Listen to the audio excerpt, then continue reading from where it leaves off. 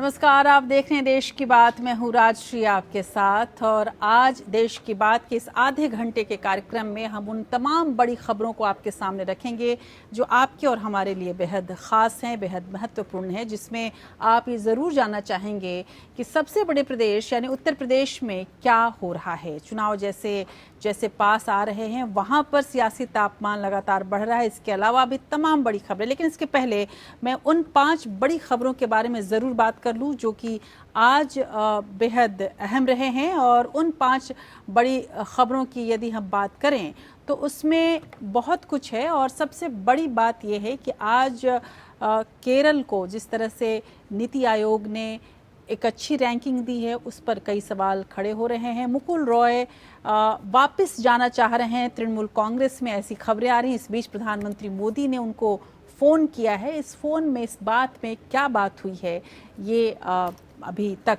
कहा नहीं जा सकता, लेकिन इस बातचीत के बाद ये कहा जा रहा है कि प्रधानमंत्री से जो बातचीत हुई मुकुल रॉय ने अपना मन बदल लिया है।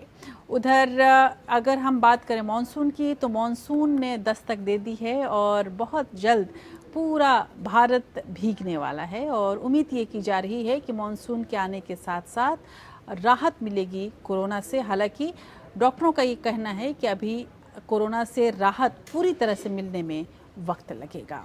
इन तमाम खबरों के साथ साथ हम आपको जो बाकी सुर्खियां हैं वो भी दिखाएंगे, जिसमें सबसे बड़ी सुर्खी तो थिंक टैंक नीति आयोग की रही, जो सतत विकास के लक्ष्यों पर अपनी तीसरी रिपोर्ट 2020-21 जारी कर चुकी है और टॉप स्थान में केरल को रखा गया है। बिहार का प्रदर्शन खराब रहा है, झारखंड भी बहुत अच्छी स्थिति में नहीं है।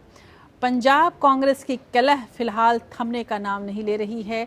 असंतुष्ट विधायकों की नाराजगी का सामना कर रहे मुख्यमंत्री कैप्टन अमरिंदर सिंह पार्टी आला कमान की कमेटी में हाजिरी लगाने के लिए दिल्ली पहुंच चुके हैं। इस बीच आते आते उन्होंने 3 आप के विधायकों को अपने साथ ले लिया और एक मैसेज देने की, एक संदेश देने की कोशिश की कि पार्टी पर पकड़ अभी भी उन्हीं की है। उधर थल सेना प्रमुख जनरल एम नरवणे ने कहा है कि पाकिस्तान और भारत के बीच दशकों से अविश्वास का जो माहौल रहा है, ये स्थिति रातों रात तो नहीं बदलेगी। अगर पाकिस्तान जम्मू कश्मीर में सक्रिय आतंकी संगठनों को सहायता पहुंचाना बंद करता है तो शायद धीरे धीरे विश्वास का माहौल बन सके। इस बीच मैं आपको ये भी बता दूं कि IAF यानी कि इंडियन एयरफोर्स के जो चीफ हैं वो भी बदलने वाले हैं और बहुत बड़े परिवर्तन किए गए हैं। इस दौरान बड़े बड़े अधिकारियों के तबादले किए गए हैं या उनके नए अधिकारियों की नियुक्ति की गई है, जो कि एक बड़ा फैसला माना जा रहा है। उधर CBSE और ICSE की परीक्षाएं रद्द होने के बाद अब यूपी बोर्ड ने भी अपनी 12वीं की परीक्षा रद्द कर दी है। मुख्यमंत्री योगी आदित्यनाथ द्वारा इस सिलसिले में बैठक की गई, उसके बाद ये फैसला लिया गया है। मॉनसून की बात हमने बताई आपको कि किस तरह से मॉनसून ने दस्तक दे दी है और बहुत जल्द जो मौसम विभाग ने जो ताज़ा जानकारी दी है उसके मुताबिक 2 दिनों के दौरान दक्षिण पश्चिम मॉनसून दक्षिण और मध्य अरब सागर के विशेष हिस्सों में पहुंच जाएगा। इसके अलावा मॉनसून तमिलनाडु और पुडुचेरी के कुछ हिस्सों सहित दक्षिण आंतरिक कर्नाटका के हिस्सों में भी पहुंचेगा, यानी कि बहुत जल्द राहत मिलने वाली है गर्मी से। इसके अलावा यदि हम बात करें चुनावी मौसम की तो मॉनसून तो अभी आने वाला है, लेकिन चुनावी मौसम कभी ख़त्म ही नहीं होता। हम आपको चुनावी मौसम से ही खबर शुरू करेंगे।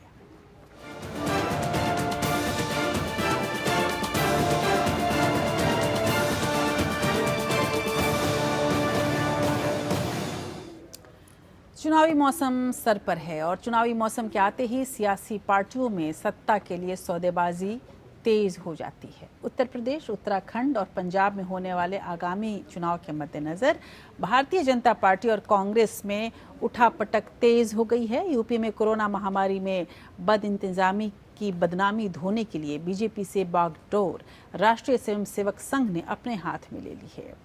खासतौर पर यूपी में योगी सरकार को लेकर पार्टी के शीर्ष नेतृत्व में खासा असंतोष नजर आ रहा है। ऐसे में संघ प्रमुख मोहन भागवत की अगुवाई में दिल्ली में आरएसएस के 3 दिवसीय बैठक बुलाई गई है, जिसमें खास तौर पर उत्तर प्रदेश को लेकर विचार मंथन की उम्मीद की जा रही है। हालांकि ऊपरी तौर पर यह कहा गया है कि इसमें बात कोरोना की होगी, इसमें बात आने वाले संघ में किस तरह के परिवर्तन हो उस पर बातचीत की जाएगी। लेकिन सभी को ये पता है, जो खासकर जो चुनावी विश्लेषक हैं वो समझ रहे हैं, जो राजनीतिक विश्लेषक हैं वो अच्छी तरह से जान रहे हैं कि इस वक्त संघ के प्रायोरिटी लिस्ट में जिसको कहा जाए वो उत्तर प्रदेश ही है। क्योंकि पिछले एक हफ्ते से जिस तरह के मंथन को देखा जा रहा था उत्तर प्रदेश में, योगी सरकार पर तलवार लटकी हुई है और इस तलवार के लटकने से कौन कौन लोग प्रभावित हो सकते हैं, किसके भागों छीका फूट सकता है, देखिए इस रिपोर्ट में। जय श्री राम, हो गया काम। उत्तर प्रदेश को हिंदुत्व की प्रयोगशाला बनाने की शर्त पर ही राष्ट्रीय स्वयंसेवक ने योगी आदित्यनाथ की मुख्यमंत्री बनने की जिद पूरी की थी। योगी जी 5 साल में राम मंदिर, गोरक्षा, लव जिहाद, हिंदू मुस्लिम के मुद्दों को समाज और सियासत के सेंटर स्टेज पर भी ले आए। अब संघ की नजरों में योगी जी का इस्तेमाल पूरा हो चुका है। वैसे भी योगी जी संघी नहीं हैं, इसलिए बीजेपी आला कमान समेत आरएसएस के स्थानीय नेताओं को अब योगी जी ठाकुर और ठाकुर सुहाती पसंद नजर आ रही हैं। लिहाजा योगी जी आरएसएस के लिए एक राष्ट्रीय समस्या बन गए हैं, जिसका समाधान तलाशने में संघ का पूरा शीर्ष नेतृत्व जुट गया है। आरएसएस के सर संघ चालक श्री मोहन भागवत समेत सभी सर कार्यवाह और सारे टॉप लीडर जुट गए हैं, जिसमें दत्तात्रेय होसबोले, कृष्ण गोपाल, अरुण कुमार, रामदत्त, डॉक्टर मनमोहन वैद्य, भैयाजी जोशी और सुरेश सोनी भी शामिल हैं। संघ की कोशिश है कि सांप भी मर जाए और लाठी भी न टूटे। दत्तात्रेय होसबले तो एक हफ्ते लखनऊ में गुजारकर संघ प्रचारकों और स्वयंसेवकों से व्यापक सत्र पर फीडबैक लेकर दिल्ली पहुंचे हैं। कुल मिलाकर योगी पर मनोवैज्ञानिक रूप से दबाव बनाया जा रहा है, ताकि वो संघ और बीजेपी के थोपे गए बदलाव को शांति से मान लें। लेकिन योगी हैं कि मानते नहीं। उन्हें लगता है कि उनके बढ़ते कद की काट छाट की कवायद चल रही है। दिल्ली के तख्त पर किसी सन्यासी को बैठने से रोकने की साजिश जारी है। जानकार कहते हैं कि बहुत गलत भी नहीं है योगी जी। धार्मिक नेता भले ही हों, लेकिन राजनीतिक सूझबूझ तो यही कहती है कि हिंदुत्व की राजनीति में मोदी के बाद सबसे बड़ा चेहरा योगी ही हैं। लेकिन संघ की फिक्र आरएसएस के शताब्दी वर्ष पर पूरे देश में अश्वमेध का घोड़ा दौड़ाने की है। योगी की युवा वाहिनी तो इस विजय यात्रा का एक साधन भर है। योगी जी को समझाया जा रहा है कि अफसरों कारिंदों ने कोरोना महामारी के प्रबंधन में बड़ी कोताही की है और 8 माह बाद होने वाले चुनाव में जीत हासिल करने के लिए जाति समीकरण साधना जरूरी है। लिहाजा उन्हें सत्ता के सिंहासन को प्रदेश हित में त्याग कर कुछ दिन मठ के तख्त पर गुजारना चाहिए। अगर ना सुहाए तो दिल्ली में मंत्री पद पर भी मसंदरशी हो सकते हैं। चॉइस आपकी है। लंबे समय से असंतोष चल रहा था भाजपा में। विधायक नाराज थे, मंत्री नाराज थे, सांसद नाराज थे। तो जाहिर है कहीं ना कहीं केंद्रीय नेतृत्व को लग रहा था कि चुनाव सिर पर हैं और अगर ऐसे में असंतोष ज्यादा बढ़ेगा तो बीजेपी को बहुत नुकसान होगा। तो जाहिर है मुख्यमंत्री योगी आदित्यनाथ के लिए खतरे की घंटी है। बहरहाल संघ ने औपचारिक तौर पर योगी जी की मिजाज पुरसी की है। बीजेपी के संगठन मंत्री बीएल संतोष ने योगी सरकार की कोरोना से निपटने के लिए ट्वीट कर तारीफ की है, लेकिन इस तारीफ पर खुद योगी भी शायद ही विश्वास कर पा रहे होंगे। योगी जानते हैं कि उनकी मीडिया से लेकर हर तरीके से छवि बिगाड़ने की हो रही चौतरफा कोशिशें विपक्ष से ज्यादा उनके जयकारा लगाने वाले अपने ही लोग हैं। तो दिल्ली में संघ योगी के लिए तैयार की जा रही इस कड़वी दवाई पर चाशनी लपेटने का काम कर रहा है। योगी जी की कमियों पर प्रकाश डालने के लिए बीजेपी के आला नेताओं को भी संघ की बैठक में बुलाए जाने की संभावना है। देखने की बात यह है कि योगी कड़वी दवाई और स्लो पॉइजन में फर्क समझ पाते हैं या नहीं। अंशुमान त्रिपाठी, एपीएन। और खबर ये भी है कि केंद्रीय गृह मंत्री अमित शाह और बीजेपी अध्यक्ष जेपी नड्डा भी उत्तर प्रदेश के राजनीतिक मामलों पर पार्टी नेताओं और मंत्रियों से फीडबैक लेंगे। दिलचस्प बात यह है कि पिछले 4 साल में पहली बार योगी जी की गैर मौजूदगी में उनके मंत्रियों और नेताओं से बातचीत की जा रही है। इसे पारदर्शी फीडबैक के नाम पर योगी के खिलाफ शिकायतों को सुनने का मौका दिया जा रहा है। और सबसे आखिर में नड्डा और अमित शाह के इस प्रक्रिया में शामिल होने का मतलब सीधे सीधे योगी जी पर ऐसा दबाव बनाना है ताकि वो पद को छोड़ दें। वैसे भी जब योगी आदित्यनाथ को मुख्यमंत्री बनाया गया था तो मुख्यमंत्री बनाने का रास्ता उनके लिए इतना आसान भी नहीं था। मनोज सिन्हा का नाम चल चुका था, बनारस में जाकर वो पूजा कर चुके थे और जब पूजा कर रहे थे बाबा विश्वनाथ का और एयरपोर्ट पर बैठकर आने ही वाले थे लखनऊ, तभी मनोज सिन्हा के सपनों पर वज्रपात हुआ और ये घोषणा हुई कि योगी आदित्यनाथ मुख्यमंत्री बनेंगे। तब ये कहा गया था कि योगी आदित्यनाथ की लगभग 70 से 75 सीटों पर जो पकड़ है और उनकी अपनी जो युवा वाहिनी फौज उनके साथ है और जिसकी वजह से योगी चाहें तो उत्तर प्रदेश में आंकड़ों को बिगाड़ सकते हैं, बीजेपी की छवि को बिगाड़ सकते हैं। इस वजह से संघ ने अमित शाह और प्रधानमंत्री मोदी और योगी के बीच एक तरह से समझौता कराया और योगी को मुख्यमंत्री पद मिल गया। लेकिन साथ ही उनको जिसको कहा जाए 2 उप मुख्यमंत्रियों के साथ घेरने की कोशिश की गई और इन्हीं उप मुख्यमंत्रियों में अब चर्चा ये है कि एक केशव प्रसाद मौर्य को यदि कोई स्थिति बनती है तो उन्हें कुछ बड़े पद देने की संभावना बन सकती है। लेकिन योगी की यदि चैलेंज की हम बात करें तो योगी आदित्यनाथ ने उग्र हिंदुत्व के लिए देश भर में जमीन तैयार करने में सबसे बड़ी भूमिका अदा की है, विशेषकर बीजेपी के लिए। राजनीतिक लिहाज से भारतीय जनता पार्टी उनका सीमित इस्तेमाल अब करना चाह रही है क्योंकि योगी की छवि अब बड़ी होती जा रही है, ऐसा आला कमान को लगता है, क्योंकि योगी अपनी अलग पहचान की राजनीति करना चाहते हुए आगे बढ़ना चाहते हैं और बहुत हद तक बढ़ चुके हैं। ऐसे में योगी आदित्यनाथ नाथ संप्रदाय के मठ से निकलकर देश के सबसे बड़े राजनीतिक मठ की सियासत का सामना कर रहे हैं और ये सियासत ऐसे है जिसमें कई मठाधीश हैं। अब ये मठाधीश मिलकर मठ उजाड़ेंगे या बसाएंगे, उत्तर प्रदेश में क्या होगा, योगी का क्या होगा, देखिए इस रिपोर्ट में।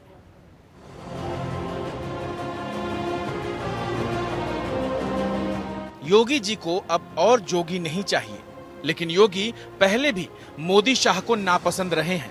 अब तो मोदी के पसंदीदा नौकरशाह और गुजरात काडर के आईएएस रहे अरविंद कुमार शर्मा को एमएलसी बनाकर यूपी की सियासत में उतार दिया है। खबरें हैं कि योगी जी को बीजेपी आलाकमान के मंसूबों पर संदेह हो गया।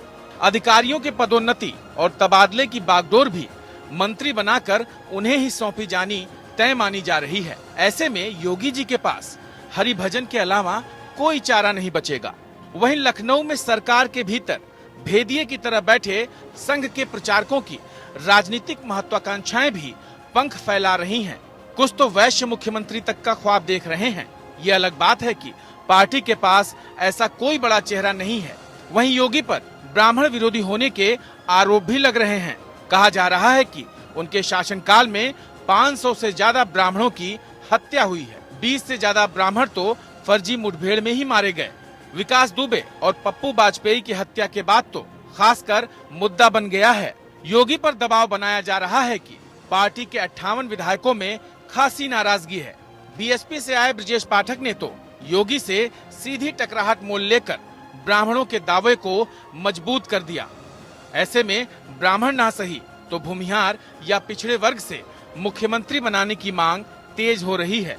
यानी ए.के. शर्मा या केशव प्रसाद मौर्य के नामों को विकल्प की तरह उछाला जा रहा है। मौर्य 2017 से ही सीएम की गद्दी पर नजर गड़ाए हुए हैं। प्रदेश के जाति समीकरण भी इस बात की तस्दीक करते हैं कि पिछड़े पर दांव लगाने से वोटों का तो फायदा ही होगा।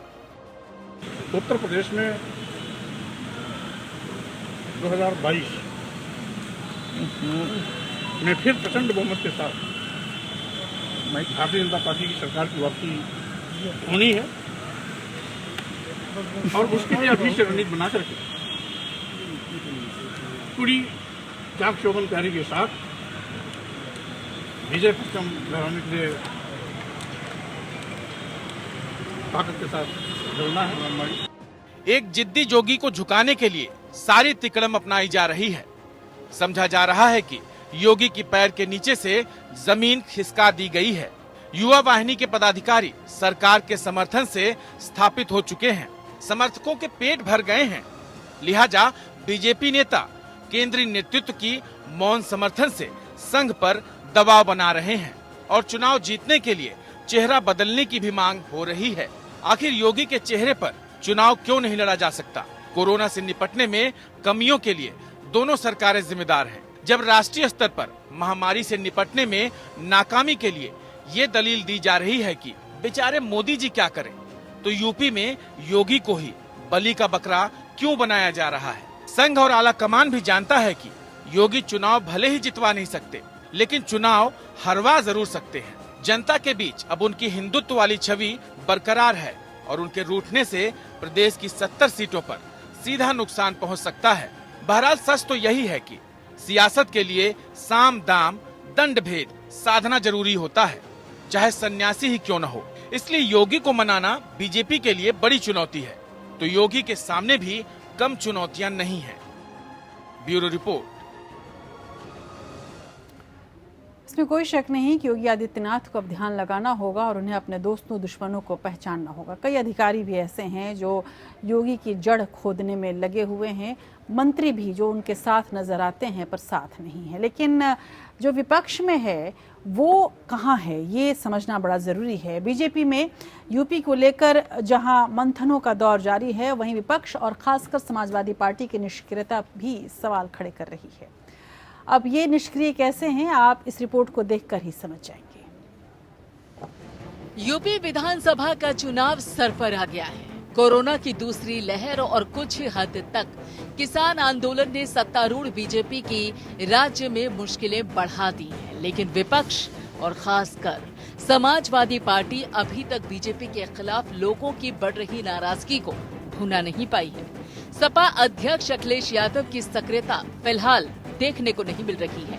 ये ऐसा मौका है जब समाजवादी पार्टी को आगे बढ़कर फ्रंट फुट पर खेलना होगा।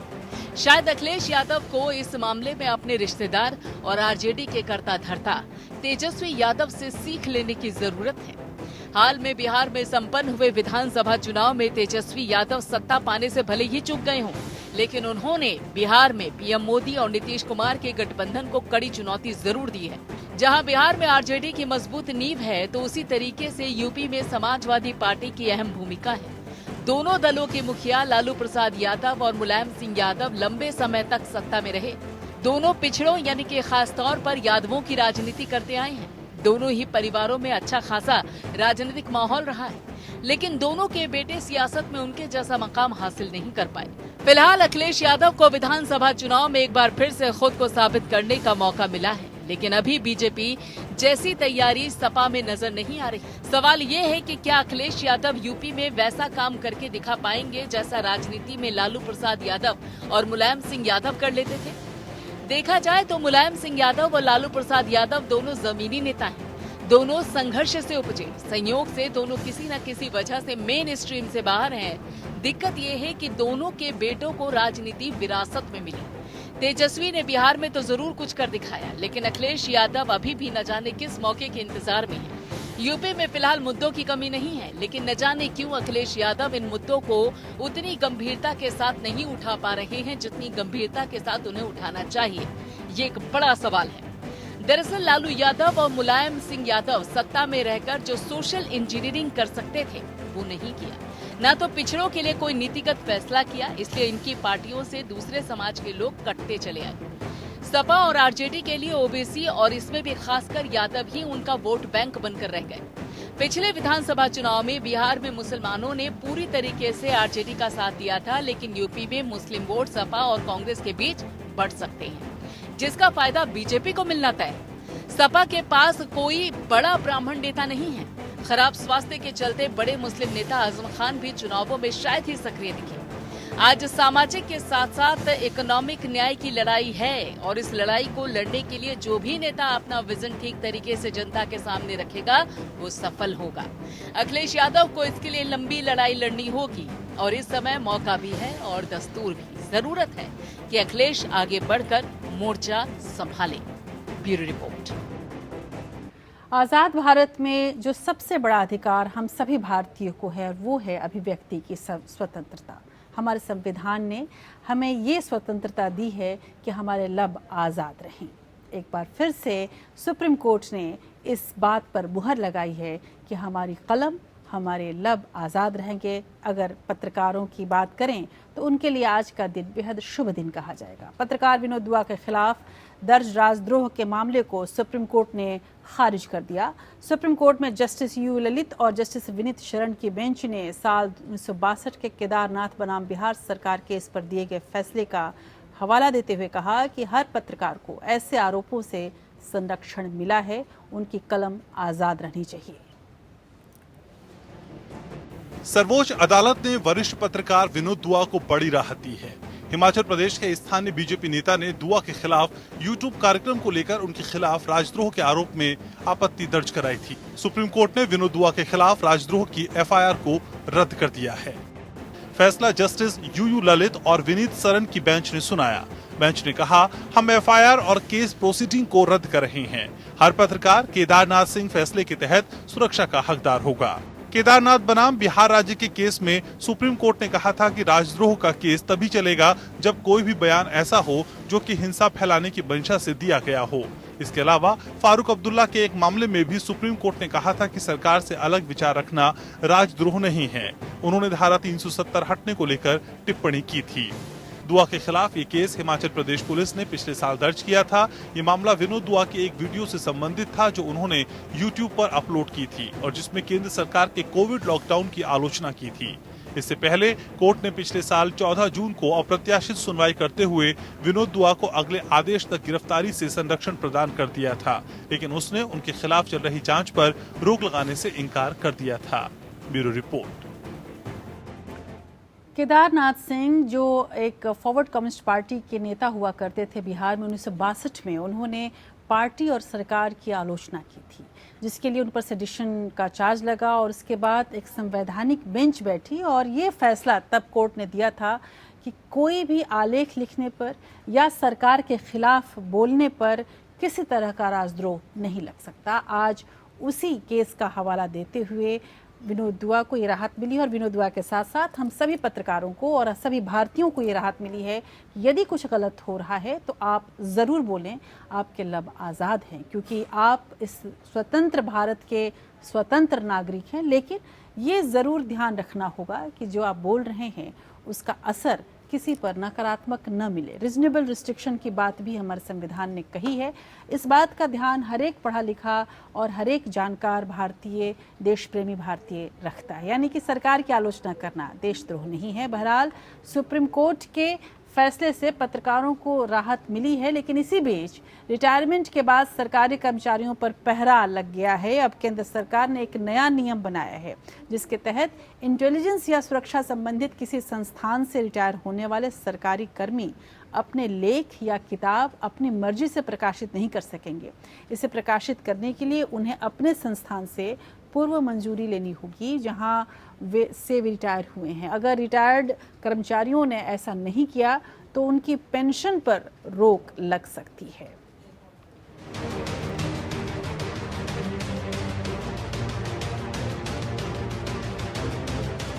सरकार ने अब नौकरी के साथ भी और नौकरी के बाद भी सरकारी कर्मचारियों और अधिकारियों पर नकेल कस दी है।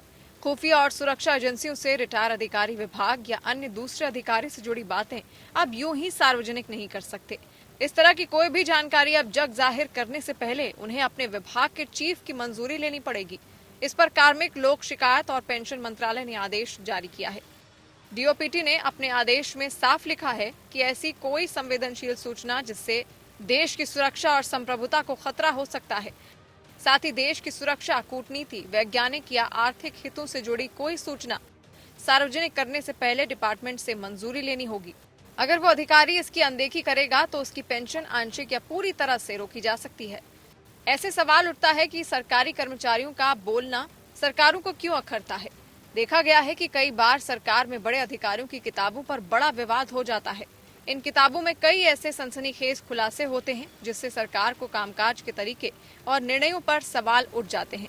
सोशल मीडिया पर सरकारी अधिकारियों के कई बयान बवाल की वजह बन जाते हैं। सवाल यही है कि सरकारी कर्मचारियों की अभिव्यक्ति की क्या कानूनी सीमाएं हैं। संविधान के अनुच्छेद 19A के तहत कुछ अपवादों को छोड़कर सभी नागरिकों को बोलने और अभिव्यक्ति की आजादी का मूल अधिकार है। सरकारी कर्मचारियों और अधिकारियों के लिए राज्य, केंद्र और अखिल भारतीय स्तर पर सेवा नियम बनाए गए हैं, जिसमें सरकारी कर्मचारियों और अधिकारियों के सार्वजनिक बयान देने पर कई तरह के प्रतिबंध लगाए गए हैं। सेना में तो बड़ी सख्त व्यवस्था है। हालांकि सेना सहित कई विभागों में सरकारी विभागों के कामकाज से संबंधित बातों के लिए प्रवक्ताओं की नियुक्ति की गई है। सिर्फ वही अधिकारी बयान देने का अधिकार रखते हैं, लेकिन ज्यादातर सरकारी विभागों में ऐसी व्यवस्था नहीं है, जिससे कई बातें सार्वजनिक तौर पर सामने नहीं आ पाती। वहीं अधिकारी और कर्मचारी सोशल मीडिया पर भी अपनी बात नहीं रख सकते हैं। Bureau report. और अब यादों के झरोखे से आज बात राजनेता जॉर्ज फर्नांडिस की, जिनकी आज जयंती है। 3 जून 1930 को जन्मे जॉर्ज फर्नांडिस श्रमिक संगठन के भूतपूर्व नेता और पत्रकार थे। जब बात आज़ादी की चल रही है, स्वतंत्रता की चल रही है, अभिव्यक्ति की स्वतंत्रता की चल रही है, तो जॉर्ज फर्नांडिस को ज़रूर याद किया जाएगा, क्योंकि उन्होंने मजदूरों के और वो जो तबका, जो सर्वहारा तबका कहा जाता है, उसकी आज़ादी की एक गंभीर लड़ाई लड़ी थी। खासकर आपातकाल की जब हम बात करें तो आपातकाल के पोस्टर बॉय के रूप में जॉर्ज फर्नांडिस उभरे थे, जब उनकी हथकड़ी लगे हुए हाथ को उन्होंने एक हल्ला बोल के अंदाज में उठाया था, और वहाँ से जो अलख जगी थी तो जाहिर सी बात है कि पूरे देश में फैली। वे राज्यसभा और लोकसभा के सदस्य भी रहे। जॉर्ज फर्नांडिस ने 1967 से 2004 तक 9 लोकसभा चुनाव जीते। उन्होंने समता पार्टी की स्थापना की, केंद्रीय मंत्रिमंडल में रक्षा मंत्री, संचार मंत्री, उद्योग मंत्री, रेल मंत्री के रूप में काम किया। लंबे समय तक बीमार रहने के बाद 29 जनवरी 2019 को उनका निधन हुआ। 2020 में मरणोपरांत उन्हें पद्म भूषण से सम्मानित किया गया। एक पत्रकार के तौर पर जिस जॉर्ज फर्नांडिस को मैं जानती रही हूँ, उस जॉर्ज फर्नांडिस का घर का जो दरवाज़ा था वो कभी बंद नहीं होता था, कभी उस पर कोई सुरक्षा के कर्मी आपको रोकते नहीं थे। जॉर्ज फर्नांडिस का घर हमेशा किसी के लिए भी खुला रहता था, उस दरवाजे को कभी लॉक नहीं किया जाता था। इसीलिए जॉर्ज फर्नांडिस को आप सही अर्थों में भारत का नेता कह सकते हैं। तो जॉर्ज फर्नांडिस को याद करते हुए आज देश की बात में बस इतना ही। नमस्कार। 3 जून 1930 को जन्मे जॉर्ज फर्नांडिस मंगलौर में पले बढ़े थे। फर्नांडिस जब 16 साल के हुए तो एक क्रिश्चियन मिशनरी में पादरी बनने की शिक्षा लेने भेजे गए, पर चर्च में पाखंड देखकर उनका उससे मोह भंग हो गया। उन्होंने 18 साल की उम्र में चर्च छोड़ दिया और रोजगार की तलाश में बम्बई चले गए। जॉर्ज ने खुद बताया था कि इस दौरान वे चौपाटी की बेंच पर सोया करते थे और लगातार सोशलिस्ट पार्टी और ट्रेड यूनियन आंदोलन के कार्यक्रमों में हिस्सा लिया करते थे। फर्नांडिस की शुरुआती छवि एक जबरदस्त विद्रोही की थी।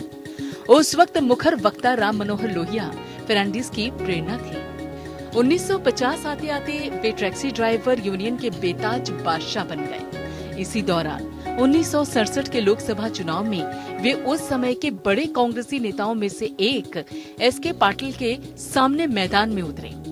बॉम्बे साउथ की इस सीट से जब उन्होंने पाटिल को हराया तो लोग उन्हें जॉर्ज द जॉइंट किलर भी कहने लगे।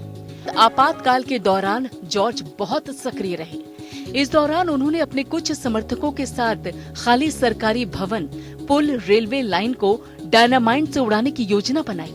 जॉर्ज फर्नांडिस और उनके सहयोगियों का कहना था कि वे बस पब्लिसिटी चाहते थे, ताकि देश के अंदर और बाहर लोग जान जाएं कि आपातकाल का विरोध भारत में किस स्तर पर किया जा रहा है। जॉर्ज को गिरफ्तार कर लिया गया, लेकिन बाद में जनता पार्टी की सरकार आने के बाद इस डायनामाइट केस बंद कर दिया गया। फर्नांडिस ने 1977 का लोकसभा चुनाव जेल में रहते हुए ही मुजफ्फरपुर लोकसभा सीट से रिकॉर्ड मतों से जीता। जनता पार्टी की सरकार में वे उद्योग मंत्री बनाए गए। बाद में जनता पार्टी टूटी और फर्नांडिस ने अपनी पार्टी समता पार्टी बनाई, भाजपा का समर्थन किया। फर्नांडिस ने अपने राजनीतिक जीवन में कुल 3 मंत्रालयों का कार्यभार संभाला, उद्योग, रेल और रक्षा मंत्रालय। जॉर्ज देश के एकमात्र रक्षा मंत्री रहे जिन्होंने 6,600 मीटर ऊंचे सियाचिन ग्लेशियर का 18 बार दौरा किया था। वैसे रक्षा मंत्री के रूप में जॉर्ज का कार्यकाल खासा विवादित भी रहा। ताबूत घोटाले और तहलका खुलासे से उनके संबंध होने के आरोप लगे। हालांकि मामले में जॉर्ज फर्नांडिस को अदालत से क्लीन चिट मिल गई।